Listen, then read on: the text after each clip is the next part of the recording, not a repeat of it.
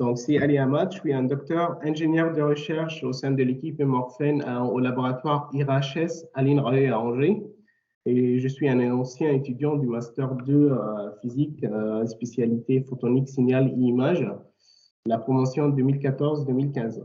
Donc, cette présentation, ma présentation, ça sera dédié plutôt pour parler un petit peu du parcours après et tous les voies qui étaient ouvertes à moi après ce master que j'ai réalisé à l'Université d'Angers. Donc, je vais commencer de parler un petit peu de mes différentes formations et les différents postes que j'ai occupés durant ma vie professionnelle. Et ce sera encore le plan de la présentation, ce qu'on va voir après, dans les diapos suivantes. Donc, à la base, j'ai fait une formation en ingénierie biomédicale en 2014. C'était à l'université libanaise au Liban. Et après, vraiment, je voulais spécialiser en physique, spécialiser en imagerie et traitement des informations. Donc, c'est pour cela que j'ai choisi le master physique, le master 2 photonique signal imagerie à l'université d'Angers en 2014-2015. Et après ce master, il y avait plusieurs portes qui étaient ouvertes. Soit je pars pour travailler dans des entreprises, soit je continue dans la voie académique, dans la recherche, dans des laboratoires d'université. Donc, moi, ce que j'ai choisi de continuer dans la recherche, parce que j'avais un intérêt dans ce qui est développement des méthodes d'imagerie, développement des méthodes de traitement des images. Et à l'issue de ça, donc, j'ai pu travailler ou bien j'ai pu faire plusieurs activités de recherche. Donc, la première, c'était le stage de recherche à l'issue du master que j'ai réalisé au laboratoire ICUBE à l'Université de Strasbourg en 2015. Puis, après ce stage, après que j'ai eu mon diplôme en Master 2, j'ai pu finalement occuper un poste d'ingénieur d'études sur un projet au laboratoire Laris à l'Université d'Angers entre 2017 et 2018. Puis, j'ai basculé en thèse entre 2018 et 2021. J'ai fait une thèse au laboratoire Creatis à l'INSA de Lyon. Et finalement, après la thèse, après avoir mon bac plus 8, j'ai occupé un poste d'ingénieur de recherche au sein de l'IRHS à l'INRAE. Donc là, ce que je vais parler dans les prochains slides sur les différents sujets de recherche et le relier un petit peu avec les connaissances et les compétences acquises durant le Master 2 et comment le Master 2 m'a aidé pour développer mes compétences et comment m'a aidé pour résoudre les différentes problématiques des sujets de recherche. Donc, je vais commencer un petit peu de parler sur le master photonique, signal et imagerie. Donc, c'est un master spécialisé en physique appliquée et ingénierie physique qui m'a permis de me maîtriser dans le domaine de photonique, traitement des images et traitement des signaux. Donc, c'est-à-dire, après ce master, j'ai pu finalement comprendre comment l'information peut être portée par la lumière jusqu'à la formation de l'image et comment je peux traiter finalement numériquement les images ou bien les informations et résoudre les problématiques. Donc, j'ai pu acquérir plusieurs compétences en analyse d'images, analyse d'informations, comment je peux automatiser les pipelines de traitement basant sur des méthodes de traitement d'images conventionnelles ou bien méthodes de traitement d'images plus avancées basant sur l'apprentissage machine, le traitement optique des informations, comment je peux par exemple faire une transformée de Fourier en utilisant des lentilles, et la physique d'imagerie, comprendre comment se forme l'image, comment les différents systèmes optiques, les microscopies et tout ça. Donc, après ces compétences, il y avait plusieurs possibilités qui étaient ouvertes pour moi. Donc, ces compétences m'ont formé pour être capable d'intervenir dans plusieurs secteurs. Comme j'ai dit, il y a possibilité de travailler dans l'industrie, dans des grandes entreprises, dans le médical et dans les laboratoires de recherche. Donc, moi, j'ai choisi la recherche. Donc, mon stage de master, c'était un stage de recherche au laboratoire ICUBE. J'ai travaillé sur un projet au sein du laboratoire pour la détection, pour l'analyse des images hyperspectrales, pour la détection des objets diffus. Je vais parler rapidement sur ces sujets de recherche qui avaient pour contexte d'analyser les images hyperspectrales pour des applications astronomiques. Et ces analyses vont permettre d'étudier les différentes composantes chimiques des étoiles, des galaxies. Donc, l'objectif principal de ce sujet de recherche, c'était la détection des objets diffus, qui sont les galaxies et les étoiles, dans les images hyperspectrales, en développant des méthodes de traitement des images statistiques non supervisées.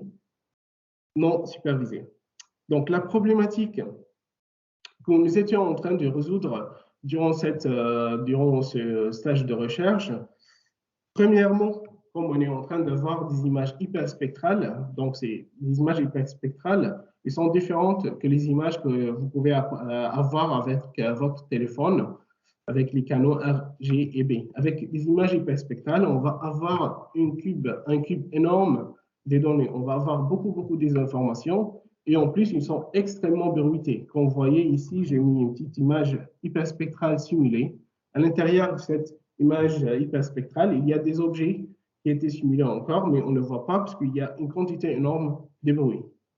Mais à la base de toutes les connaissances que j'ai pu acquérir durant le master 2 PSI, donc j'ai pu utiliser ces connaissances, surtout les détecteurs des signaux dans le bruit, pour finalement développer des méthodes de traitement des images basées sur des méthodes, détecteurs statistiques non supervisés pour la détection des objets diffus dans les images hyperspectrales qui sont extrêmement bruitées.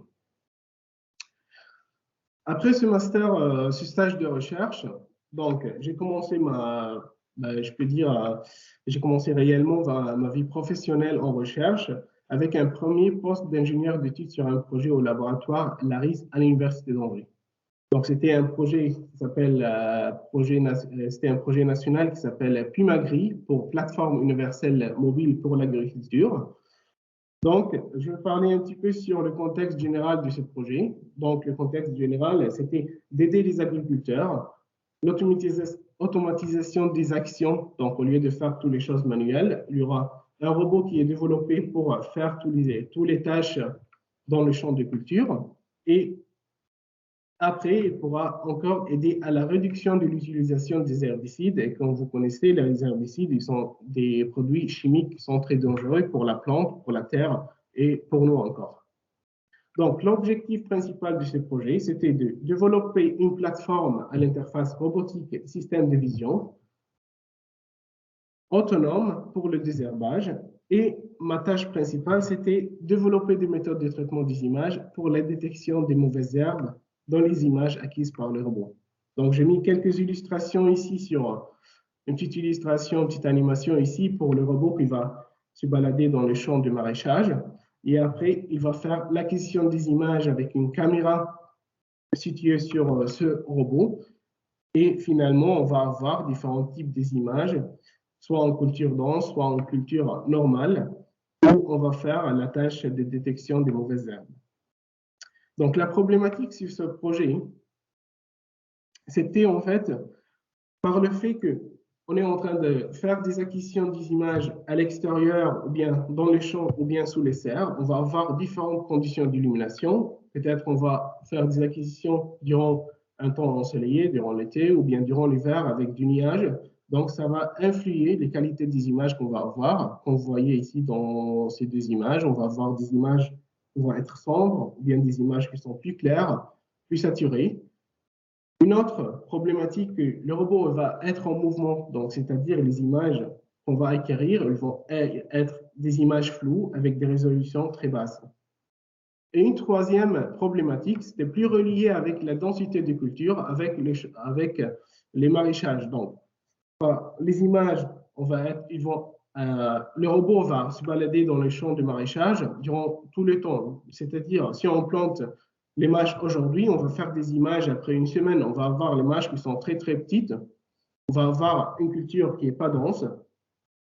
Ou bien après quelques mois, on va avoir des images qui sont très denses. Et la tâche de la détection des mauvaises herbes va être très difficile. Donc, comment on peut faire face à toutes ces problématiques en utilisant nos connaissances qui sont basées sur le master.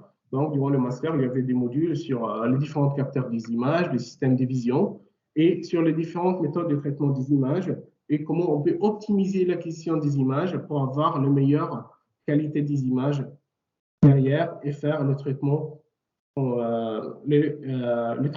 visé.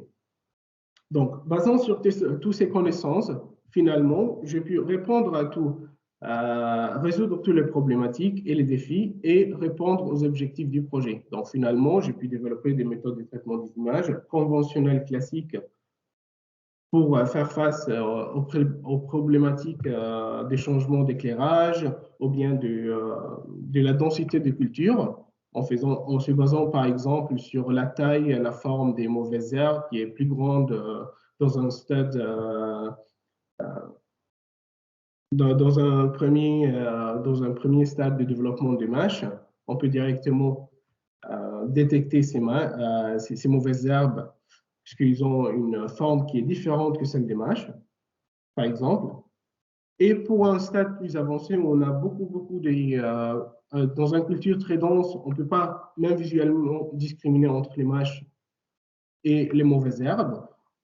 J'ai basé sur des méthodes avancées, sur l'apprentissage machine, sur la texture, plus spécialement sur la texture des mâches, la texture des mauvaises herbes, pour pouvoir localiser et détecter les mauvaises herbes dans les images. Donc, en se basant sur toutes les connaissances que j'avais apprises durant le master, j'ai pu finalement faire face à ces problématiques et résoudre les différents problèmes. Donc, maintenant, je bascule après ce poste d'ingénieur d'études, je basculais en doctorat. C'était un sujet complètement différent. C'était pas appliqué aux agricultures, mais c'était plutôt appliqué sur les cellules cancéreuses et microscopie.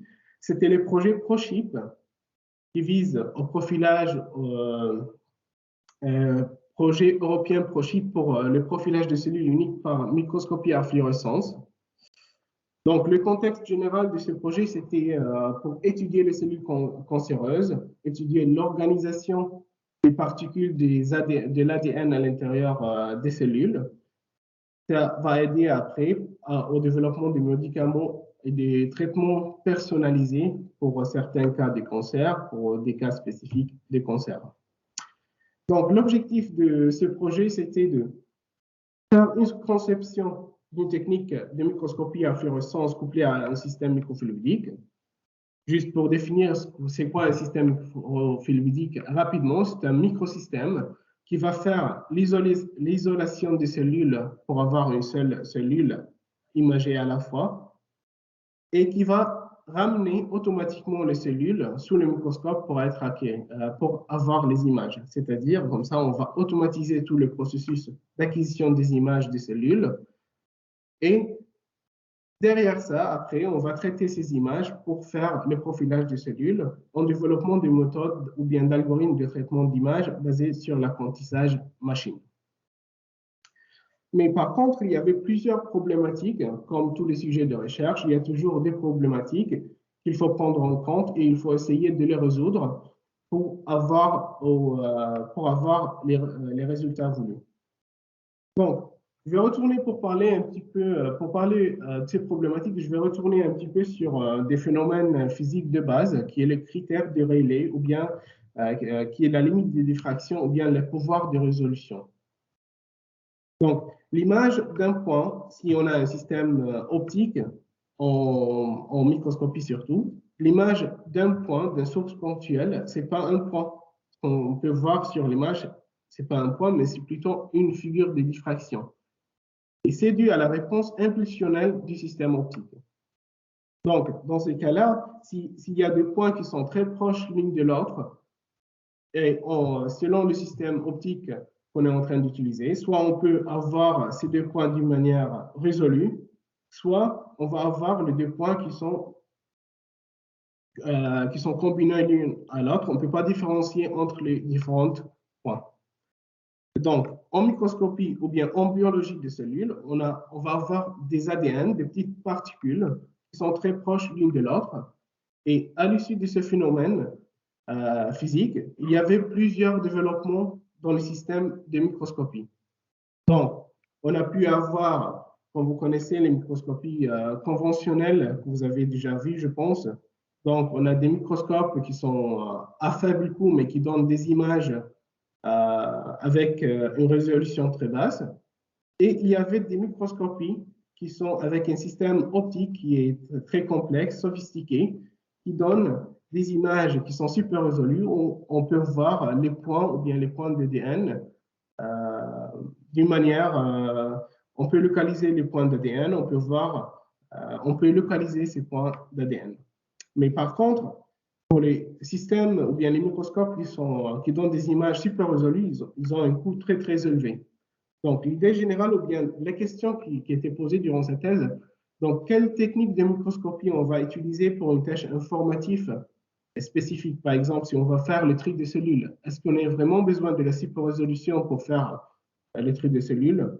Comment on peut donc réduire le coût des expérimentations, c'est-à-dire le temps de préparation des cellules, le coût des microscopies des systèmes optiques, je veux dire, par ça, l'argent qu'on va payer pour acheter un microscope ou bien pour manipuler un microscope, est-ce qu'on a besoin vraiment de la super résolution pour certaines tâches? Donc, pour parler plus spécifiquement de cette problématique, imaginez qu'il y a un biologiste, il a accès à une plateforme de microscopie où il y a plusieurs types de microscopes. Donc, et il a une tâche informative, il va faire le tri des cellules. Lui, il ne connaît pas sur le traitement des images. Il voit seulement, il a préparé ses cellules, il veut faire après, derrière, il veut faire l'acquisition des images. Donc, comment il peut réduire les coûts des expérimentations? Quel type de microscope il doit utiliser? Quel type d'objectif? Quel objectif il va mettre pour faire l'acquisition des images? À quelle vitesse il doit manipuler les systèmes microfluidiques? Quels algorithmes de traitement des images il doit utiliser? Est-ce qu'il a besoin des images en 2 dimensions ou bien des images en 3 dimensions? Donc, l'idée générale ici, s'il va tester chaque configuration de il y a des dizaines de configurations, ça va prendre beaucoup de temps, c'est coûteux au niveau des argent, au niveau du temps et au niveau du temps de calcul encore. Donc, nous, ce qu'on a proposé pour résoudre cette problématique, on a proposé de faire la simulation. On peut faire la simulation numérique, comme ça, on peut simuler n'importe quel phénomène physique, n'importe quelle technique de microscopie, et on peut regarder derrière, bien sûr, avec des paramètres qui sont spécifiques à l'entrée, et on peut voir à la sortie la performance de la tâche qu'on va faire, qui est par exemple le tri de cellules. Comme ça, on peut réduire les coûts expérimentaux. Mais par contre, pour pouvoir faire la simulation des différentes techniques de microscopie, il faut vraiment avoir les bases, les fondamentaux de comment ça marche chaque type de microscope, comment ça marche les systèmes optiques de chaque type de microscope. Et c'était vraiment ce que j'avais acquis durant le master, j'avais acquis des connaissances en physique d'imagerie et en microscopie, ce qui m'a aidé à faire la modélisation des différents phénomènes physiques dans chaque type de microscope. Et j'avais encore des connaissances en traitement des images basées sur l'apprentissage machine qui va me permettre de développer les différentes méthodes de traitement des images. Donc, après toutes ces connaissances, j'ai pu finalement répondre à la problématique et j'ai pu finalement développer une étude de simulation de traitement d'images basée sur l'apprentissage machine, l'apprentissage automatique, qui pourra être utilisé par tous les biologistes et microscopistes, je veux dire, de tout le monde, puisque cet outil-là, a été déployé sur une plateforme et avec accès libre pour tout le monde. Cet outil de simulation des traitements pourrait encore aider à surmonter certaines contraintes liées à l'instrumentation, comme j'étais en train de dire. On peut donner des paramètres à l'entrée et voir directement les résultats à la sortie. Comme ça, on peut spécifier ou bien on peut choisir les paramètres des acquisitions, le type de microscope qu'on va faire virtuellement avant de faire des expérimentations réelles.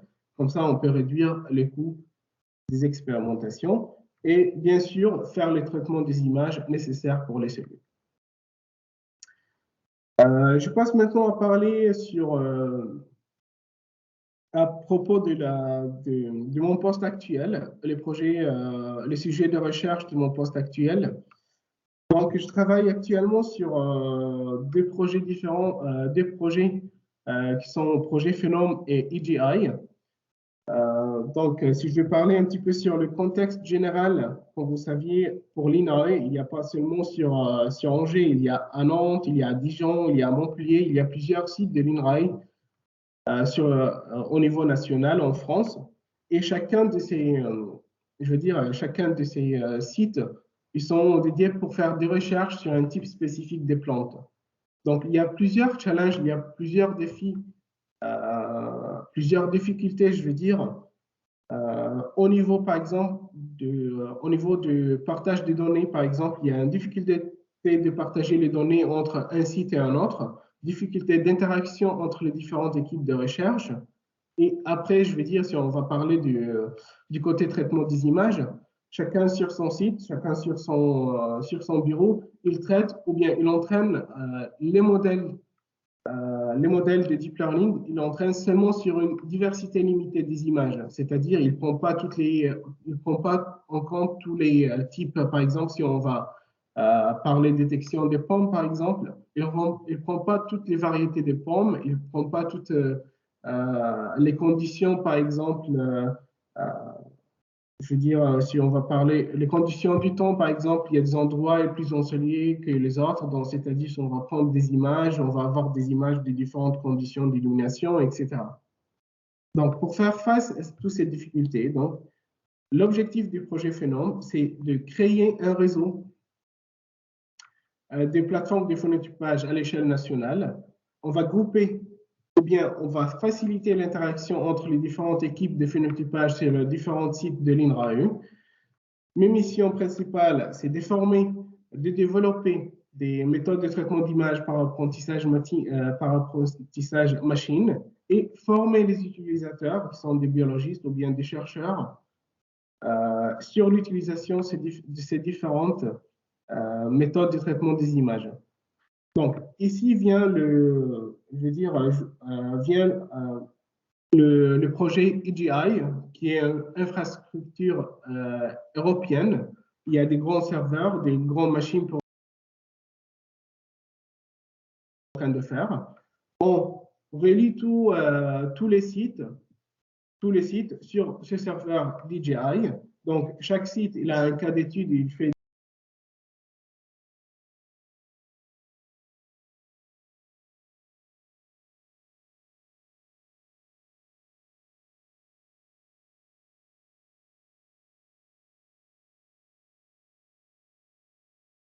tout le monde, tous les utilisateurs ou bien tous les chercheurs sur les différents sites peuvent l'utiliser facilement.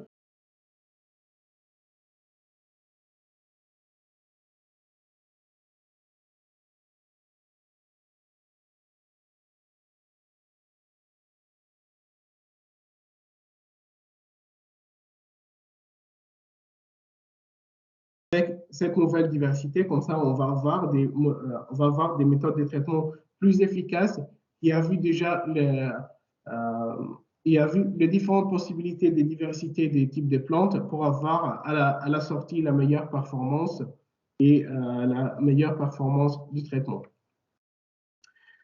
Donc là, pour finir maintenant, tous ces sujets que j'ai parlé un petit peu rapidement, ils sont déjà, on a déjà fait pas mal de publications sur les différents sujets. Si vous si vous êtes curieux, vous êtes intéressé, vous pouvez, je peux vous partager mes slides, comme ça vous pouvez aller chercher les différents articles, voir un petit peu plus sur les différents sujets, les méthodes. Et après, à la fin, je vous remercie pour votre attention. Je remercie encore Étienne